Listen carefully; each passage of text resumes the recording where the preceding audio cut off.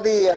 Gracias por continuarse informando en su canal de YouTube One World. Esta mañana vamos a hacerlo con nuestro amigo particular, periodista y escritor Walter Raudales. Walter, muy buenos días.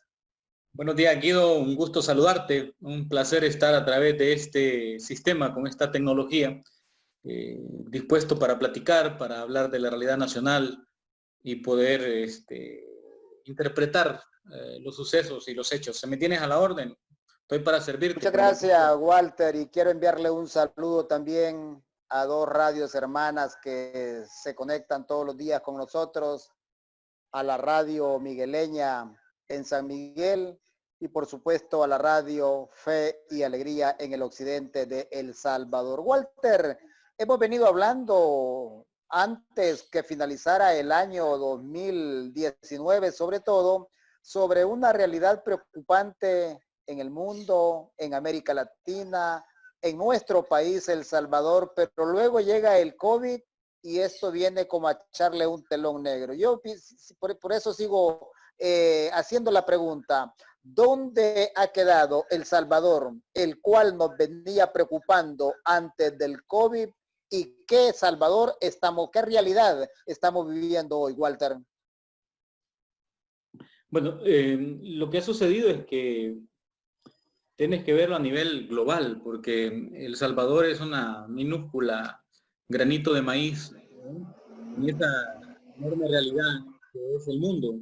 Entonces, lo que ha sucedido, Guido, es que hay una situación que ha entrado en un colapso el sistema capitalista, fundamentado básicamente en la globalización, en los sistemas especulativos, que son los sistemas financieros. Y entonces, cuando tú lo interpretas desde este lado, tú te das cuenta que lo que le sucede realmente a El Salvador es en esa lógica mundial. A ver si logro explicarme, Guido, porque no lo puedes ver la realidad local sin ver lo que está sucediendo en el entorno mundial. Entonces, lo que ha sucedido es que a partir del modelo que se inauguró después de la Segunda Guerra Mundial, en 1948, en una ciudad en Estados Unidos llamada Bretton Woods, ahí se estableció un nuevo modelo para la humanidad, el modelo económico para la humanidad, que es el modelo neoliberal basado básicamente en donde se estableció los triunfadores de la Segunda Guerra Mundial, establecieron que el dólar iba a ser el centro y que iba a regir básicamente las transacciones económicas. Entonces, este modelo económico, Bretton Woods, estableció una serie de instituciones, Banco Mundial, Fondo Monetario Internacional, las Naciones Unidas como tal, y estableció también una normativa nueva y diferente en los Estados Unidos. Ahí es donde surge también la Reserva Federal de los Estados Unidos. La famosa Reserva Federal. Este es clave para entender lo que está pasando ahora, Guido, y para entender hacia dónde vamos a llegar. Entonces, este modelo, Bretton Woods, establece que el dólar va a regir y entonces se inaugura un nuevo modelo de economía mundial, básicamente regido por el área especulativa, el área financiera. Entonces es donde Wall Street y todo este grupo de financistas, este grupo de globalistas, este grupo, digamos, de multimillonarios, pero básicamente en unas 2 que 3 familias. Estamos hablando de los Rockefeller, estamos hablando de los Rothschild. Son familias, digamos, que controlan, para empezar, toda la parte mediática. Segundo, Hollywood. Después, todo lo que es Silicon Valley. Todas estas enormes empresas. Entonces, se construye todo este entramado económico. Este entramado económico subsiste, todo este modelo subsiste sobre la base de un elemento fundamental, Guido. Ese elemento fundamental es la deuda. La deuda. ¿De dónde se origina esa deuda? Esa deuda se origina de una máquina, una maquinita, que tiene este banco o la Reserva Federal en Estados Unidos, que muchos creen que es un banco del Estado, pero la Reserva Federal no es un banco del Estado. Hay una normativa bien compleja para entenderla, donde por supuesto el Estado tiene como sus directivos o sus representantes, pero básicamente es bastante privada. Pero bueno, esta Fed, esta reserva, imprime dólares, imprime millones y millones y millones de dólares. Lo que ha sucedido con este modelo es que el respaldo, se quedaron sin respaldo. Entonces, Guido, básicamente hay 4 cuatrillones de deuda. Es decir, hay 4 cuatrillones de deuda, que estamos hablando de un 4 más 15 ceros. Un 4 más 15 ceros. Entonces, este modelo entró en crisis, entró en quiebra. Este modelo ya no se puede sostener. Ya no se puede sostener porque no hay forma de sostenerlo. Detrás de todo este modelo, quiero que entendas que hay personas, hay familias, hay grupos de élites, que serían las superélites, las superélites. Bueno, entonces, ¿qué es lo que está causando todo esto? Entonces, este modelo ya tenía sobre su espalda una deuda impagable, entonces no se puede pagar esa deuda.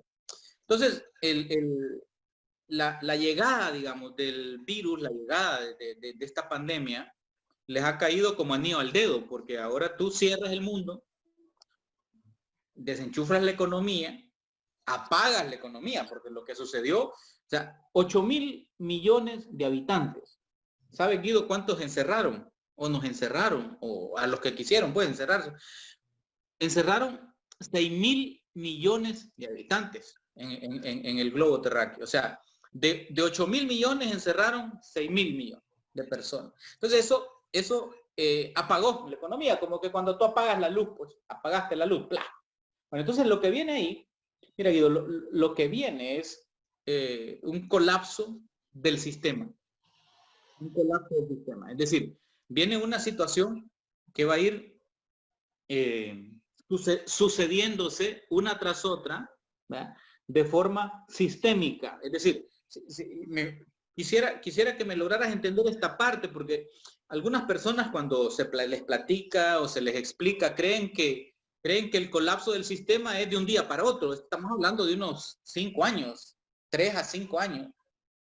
Entonces, ¿qué es lo que pasa? O sea, con el colapso del sistema? Es decir, es que sistémicamente está todo entrelazado. Pero, por ejemplo, ya estamos claros que hay un caos y un problema serio con el empleo. Serio el empleo. De hecho, nosotros en el periódico El Independiente hemos publicado que, por ejemplo, la línea aérea francesa, Air France, ya anunció que en 3 años va a despedir, creo que una cantidad casi como de 150.000 empleados en el mundo, en la línea aérea. En El Salvador ya supimos que las AFP informaron que se han perdido cerca de 65.000 empleos formales, pues. En Estados Unidos andan por línea de cerca de 27 millones de empleos perdidos. Entonces, todo esto es una parte que, si tú lo ves de forma sistémica, lo que sucede luego es ¿qué pasa si la gente no tiene, qué pasa si 27 millones de personas no tienen empleo? Que 27 millones de personas no pagan su cuota de su hipoteca, de lo que deben, de su crédito. Bueno, y estos 27 millones, estamos hablando solo de Estados Unidos, no pagan esas cuotas, los bancos entran en quiebra. Al entrar en quiebra, los bancos piden al Estado. El Estado no les va a ayudar, como México. México dijo que no iba a salvar a las empresas. Dijo México, así, que no iba a darle a estas grandes empresas como los bancos. Hace una semana quebró un banco en México.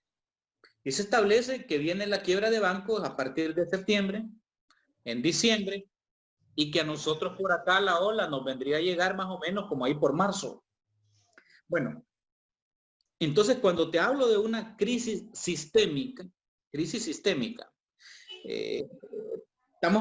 estamos en el entendido de que todo está concatenado, todo está relacionado. Entonces, aquí aterrizamos a los países, aterrizamos a El Salvador. Era tu pregunta, Guido. Bueno, El Salvador estamos subsistiendo todo este tiempo por la deuda, porque nos hemos endeudado un poco más, independientemente de quien lleve las políticas públicas. O sea, yo lo que estoy diciendo es un análisis de que la deuda antes de la pandemia estaba casi en un 61% del Producto Interno Bruto, ahora está ya llegando al 90, no sé cuánto, con estos 3.000 millones de dólares que se han solicitado en crédito. Bueno, pero digamos, va a llegar un momento en que va a ser imposible obtener esos créditos o más deuda, porque la situación mundial se va a complejizar. Entonces, en El Salvador, tal como nosotros hemos titulado en el periódico de esta semana, que por cierto te lo hemos empleado, nosotros titulamos La economía en caída libre. La economía en caída libre. Entonces, en El Salvador, Guido, se ha estado manejando un falso dilema. El falso dilema es, bueno, o la salud o la economía. Bueno, primero el planteamiento es falso desde el principio, porque tú no puedes tener una persona y decirle o respire o coma. ¿Ah? Es decir, no puedes preguntar eso. Porque entonces va a decir la persona, entonces respiro, bueno, entonces se va a morir de no comer. No, entonces ¿cómo? Entonces se muere por respirar el virus. Entonces es un falso dilema. Tú no te puedes plantear falsos dilemas porque cuando te planteas falsos dilemas llegas a falsas conclusiones, que es lo que ha pasado acá. Entonces estamos en un problema serio de mal manejo de la situación, de la pandemia, mal manejo de la economía, mal manejo, que al final la única solución va a ser deuda. Endeudémonos. Pero ¿quién es que nos presta? Nos presta el Fondo Monetario Internacional, nos presta el Banco Mundial, nos presta el BID. ¿Y qué son esos? Son organismos del Bretton Woods, del modelo que está sistémicamente en quiebra. Sí, entonces, imagínate si llegáramos en una situación donde dijeran, no se le presta a los países. Entonces, yo quisiera como un poco que lográramos entender que nosotros somos un pequeño granito de maíz en el concierto mundial de las naciones y que claro, a nosotros nos llega la ola pues, y nosotros repetimos todo, pero es decir, imagínate tú en un par de meses cuando ya haya bajado la pandemia, cuando ya se tenga la vacuna, etcétera, ¿cómo se van a levantar los países? Con deuda. Pero bueno, pero si en la maquinita, el que tiene la maquinita ya no puede hacer más porque colapsó eso, entonces, ¿quién te va a prestar? ¿Cómo vas a sobresalir? ¿Cómo vas a sobrevivir? Entonces hay un problema en donde aquí viene el cambio de paradigma económico. Entonces todos se están preguntando, ¿pero cuál es? Bueno, no se sabe. Hasta este momento, lo que estamos esperando es las elecciones en Estados Unidos para saber si va a ganar Trump. Y si gana Trump, después del 5 de noviembre en Estados Unidos, Trump se tiene que sentar con el presidente de China, con el presidente de Rusia, y juntos, y me imagino que algún representante de la Unión Europea, si es que aceptan, ¿verdad? Podría ser Merkel, ¿verdad? O podría ser quien sea de Europa en ese momento, y entonces definir qué modelo se va a establecer para el mundo. Entonces en ese modelo nuevo, lo único que está claro en ese modelo nuevo, porque nadie lo puede visualizar, todavía describir cómo va a ser, pero lo único que está claro en ese modelo es que ya no va a ser el dólar, la moneda que va a regir ese sistema, ese modelo económico mundial, sino que uno tendría que ponerse de acuerdo en una nueva moneda, podría ser el oro en físico, pero ya, entonces aquí viene un cambio de modelo. ¿Y cómo va a ser ese modelo? Bueno, entonces están hablando de dos cosas. Están hablando de si se rompe este modelo globalista, financista, especulativo. Entonces, el modelo del que se habla es un modelo regional y un volver a lo local. Es decir, por ejemplo, Centroamérica junto con México podría ser una región. Estados Unidos, Canadá, otra región. Suramérica, otra región. Entonces, establecer regiones económicas, ¿verdad? Que de alguna manera que establezcan formas de cooperación, de ayuda, porque ya no va a existir eso. O sea, quien está pensando de que se terminó el virus y entonces volvamos a lo anterior y que recomience esto, no es así. O sea, Ahora, Walter, no. Sí, dime.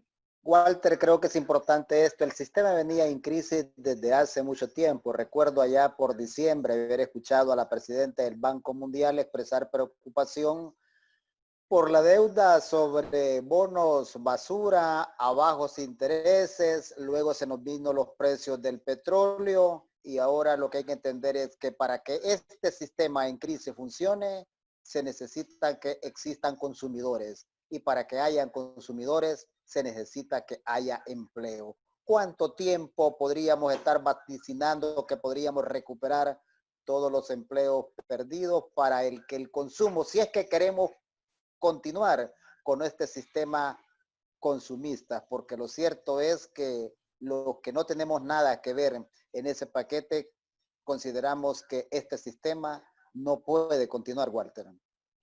No, bueno, lo que va a suceder es que se va, por lo menos hasta ahorita, lo que se anuncia es un empeoramiento de las cosas. Porque para empezar, quienes conducen las políticas públicas tendrían que estar conscientes de esta situación. Y lo que sucede es que después del desempleo a gran escala, después de la quiebra de empresas, después del cierre de empresas, lo que viene es una situación de una insatisfacción social, un descontento social. Entonces, el Estado lo que va a buscar son formas de aplacar esos descontentos sociales y va a tratar de buscar paliativos a eso. Por lo menos eso es lo que se ve y se entiende. Algunos paliativos para disminuir el impacto de esta situación económica. Entonces lo que vamos a tener... Walter, en unos 3 meses estaríamos en El Salvador discutiendo ya la ley del presupuesto general de la nación para el próximo año fiscal. Y va a ser una buena prueba. ¿Cómo van a surgir ahí? ¿De cuánto va a venir ese presupuesto? ¿A partir de cuáles son los ingresos que está teniendo el país a partir de la caída económica? También cómo van a quedar los programas sociales. Entonces yo pienso que no que seamos aves de mal agüero, pero van a comentar la falta de inversión en los programas sociales, falta de empleo, va a faltar la comida también. Entonces los problemas sociales podrían incrementarse en nuestro país, El Salvador.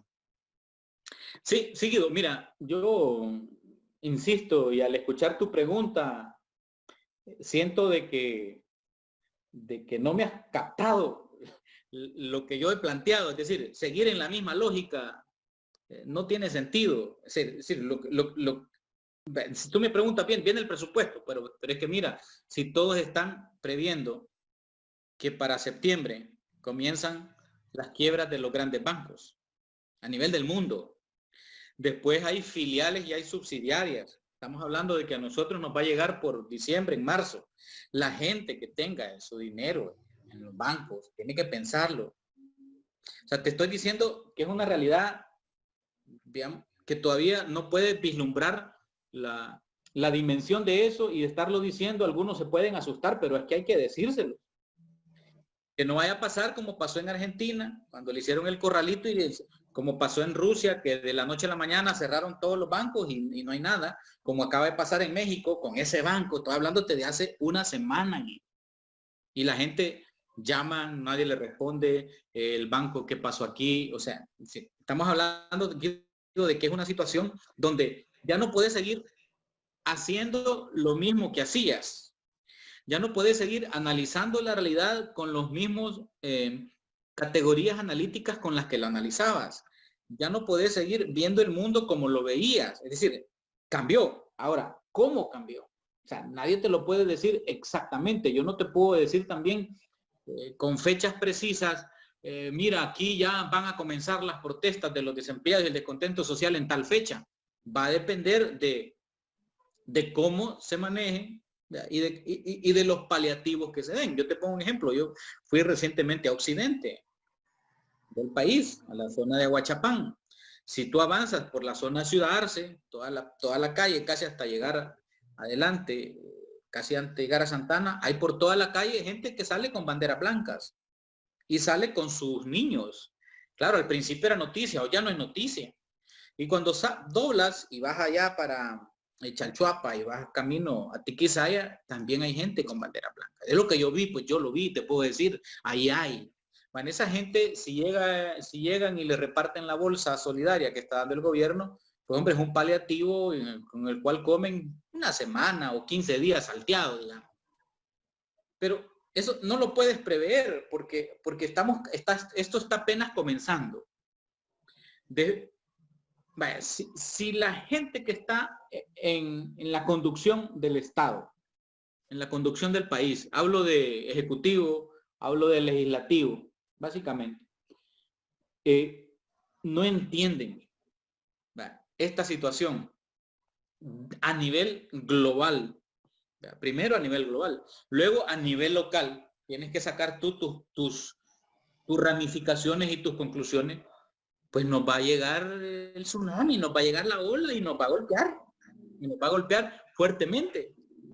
Porque al siguiente día va a ser que cerró este banco, cerró esta empresa y bueno, quedaron fuera tantos empleados. Después va a ser, es decir, lo que yo te quiero plantear, Guido, es que la situación no es una cuestión de que surgió un virus y que el virus se expandió por el mundo y que nos encerraron y que después vino la vacuna y entonces ya todos estamos vacunados y entonces la vida sigue igual.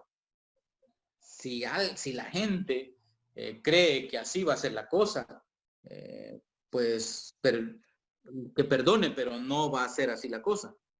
No va a ser la vacuna en el campo económico es mucho más fuerte que lo que nos estamos imaginando, correcto, Walter. Correcto. Pero creo yo que, claro, hay un análisis global que hay que hacer, hay un análisis regional que hay que hacer, pero también hay un análisis local acá en El Salvador. Y yo pienso de que es necesario ya después de varios meses que la academia, yo no sé si la iglesia o algún sector de la iglesia, los intelectuales, pero tenemos que estar ya tratando de generar un debate con el pueblo salvadoreño más allá de que nos estemos generando odio y divisionismos estériles que no nos van a llevar a nada. Es necesario pensar como el mundo lo está exigiendo, Walter, y creo que no lo estamos haciendo.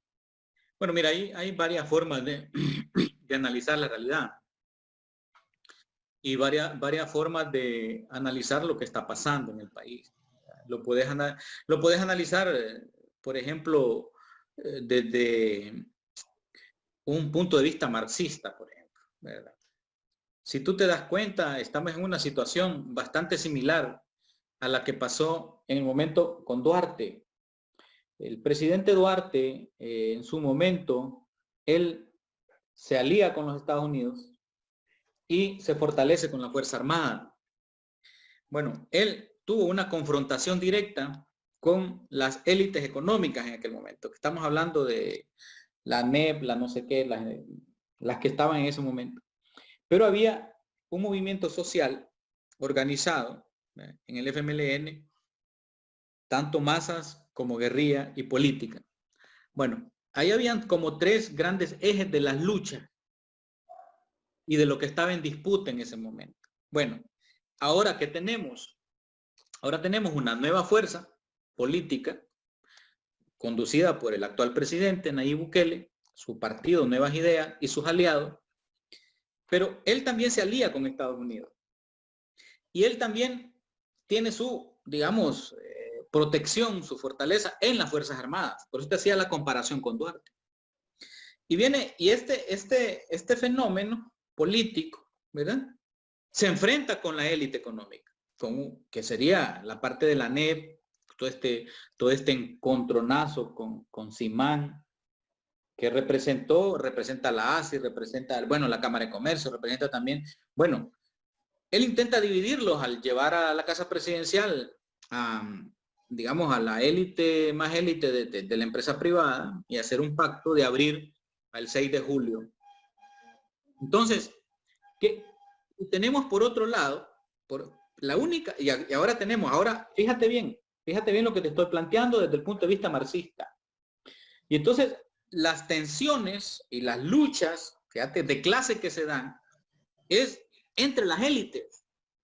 Entre las élites. Se está dando una lucha de clases entre, digamos, la élite gubernamental o la clase gubernamental, que sería en este caso la familia Bukele y su entorno, ¿bien? Y otra élite económica, representada en ANEP, representada en FUSADE, representada en la Cámara de Comercio, en la ASI, etcétera.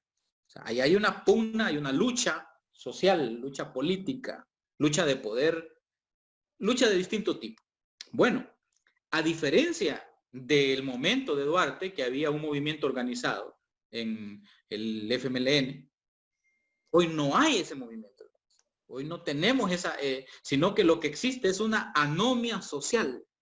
Tenemos una paralización social, ¿verdad? Y un par de sindicatos comprados por el establishment, un par de sindicatos sin incidencia y apagados. Bueno, y una oposición política, bueno, que podríamos juntarla en eso. Entonces, Guido, al hacerte yo ese análisis político, ¿verdad? Hay un nuevo elemento en todo este entorno. Ese elemento es el fenómeno que se da en este nuevo paradigma económico, en esta nueva que le llaman la cuarta revolución, que es la era digital. En la era digital. Entonces, para resumirte un poco lo que está pasando es que desde este punto de vista marxista, bueno, es que la lucha actualmente en El Salvador, ¿verdad? Es una lucha de clase, que eso es permanente. Tú no puedes decir, ay, llevémonos bien, ay, amémonos de corazón, ¿verdad? Que queda. No, o sea, hay una lucha permanente de clases. Y la lucha de clases es una lucha por la conducción del poder, ¿verdad? El presidente de la República lo ha dicho muy bien en un mensaje que envió. Dice, miren, hay guerra, pues, siempre ha habido guerra y aquí ya comenzó esta guerra electoral. Aparentemente no es electoral, es una guerra de control del poder.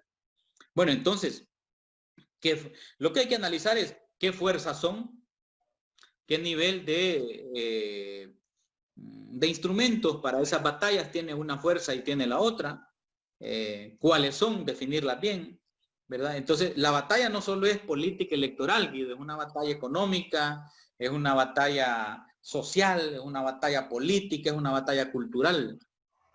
Entonces, yo diría, digamos, que mi análisis un poco más a profundidad es que la disputa del poder continúa a pesar del virus, pues. El virus es un elemento, bueno, que le cayó a la actual administración y a la conducción de la cosa pública, les cayó como anillo al dedo, pues, para avanzar en sus proyectos de afianzamiento del poder. Ese, básicamente, Walter, sí. se nos está terminando el tiempo, Walter. Solo, ¿cómo analizas también la capacidad del pueblo para asimilar este mensaje que has estado planteando? Porque creo yo que hay que entender toda la clase financiera, económica, política, tienen que entender la situación, pero ¿qué tan con esa anomia que mencionas, a diferencia de lo que ocurría ya en 1984, cómo está esa capacidad del pueblo sobre todo a partir de aquellos que han nacido luego de la firma de los acuerdos de paz? Bueno, yo la veo apagada, pues, ¿verdad? Realmente, o sea, la veo desarticulada, apagada, la veo dividido, los veo confundidos, desinformados. Fíjate qué paradoja más tremenda, ¿no? Que en la época de mayor sobreinformación es cuando hay más desinformación. Imagínate qué tremendo. ¿Por qué? Porque siempre existe ese manejo de las comunicaciones. Entonces estamos en una situación, Guido, yo te diría que en este momento El Salvador está en una situación bien interesante en el sentido de que es un momento de definiciones. Es un momento, yo lo definiría como un momento de encrucijada. Un momento de encrucijada. Y en los momentos de encrucijada y en los momentos de definiciones se necesitan respuestas claras. Respuestas claras. Entonces, si no tienes la visión de las cosas, si estás desinformado y si no tienes respuestas claras, entonces te va a sobrellevar la ola de la encrucijada. Entonces es una encrucijada bien fuerte. O sea, hay una, decir, para ponértelo en sencillo, y un ejemplo quizás un poco fuerte por el ejemplo, ¿no? Por el ejemplo, pero digamos, los partidos políticos están en una batalla permanente por el poder. Ese es, por el poder, o sea, está claro. Bueno, pero resulta que en esa batalla y lucha por el poder, tú tienes un enorme componente comunicacional, ¿verdad? Entonces, los partidos que no tienen trabajada esta arista comunicacional, que significa cercanía con su gente, comunicar con su gente, decir, entonces no van a avanzar. ¿Y a qué me refiero con eso? Que todo instrumento político que ahora en el 2021 quiera y desee hacer batalla por el poder, batalla electoral, necesita trabajar a profundidad la arista comunicacional. Y trabajar la arista comunicacional no es dar un retweet, no es mandar un boletín, ni subir un post a las redes sociales. Estamos hablando que cada partido tiene que construir su propio ejército digital. Y para construir su propio ejército digital necesitan conocerlo, cómo funciona esta nueva era, financiarlo y luego desarrollarlo. Entonces, en las batallas que vienen, ¿quién va a triunfar? ¿Quién va a triunfar? El que tenga desarrollada este ejército digital, el que tenga trabajada esta arista. Ya no se necesita, desgraciadamente, en esta era de la revolución digital, Guido, muchas cosas que necesitábamos antes. Fíjate, por supuesto, incluso en la parte de los valores, en la parte de la ética. Yo acabo de resumir un libro que se titula El enjambre, que en 2014 este filósofo coreano-alemán explicaba todo esto y explica, digamos, los detalles de cada uno de los pasos de este enjambre digital. Y una de las cosas fundamentales de este enjambre digital es el no respeto y el no lugar. Y nosotros lo vemos, por ejemplo, el no respeto. ¿Tuviste cómo atacaron al cardenal? Y la gente, ¿son troles? No, no son troles. O sea, es un ejército. O sea, y cuando te hablo de ejército, te hablo de una estructura fuerte, profunda y grande. Ya, es decir, no son 5 cipotillos ahí retuiteando cosas, es una estructura. Entonces, lo que viene es quien controle, quien tenga esa estructura y eso es el que va a tener mayor poder. Así de cruel y así de verdad. Por supuesto, Walter, necesita apropiarse de la tecnología y hacer el trabajo que deba hacerse. No puede aplazarse esto más. Le agradecemos a usted, amable televidente dentro y fuera del territorio nacional. Un saludo a las radios migueleña en el oriente de El Salvador, la radio Fe y Alegría en el occidente. Muchas gracias al periodista y escritor Walter Raudales. Walter, muchísimas gracias. Buen día. Gracias a ti, Guido, a la orden. Aquí estamos. Gracias. Muchas gracias.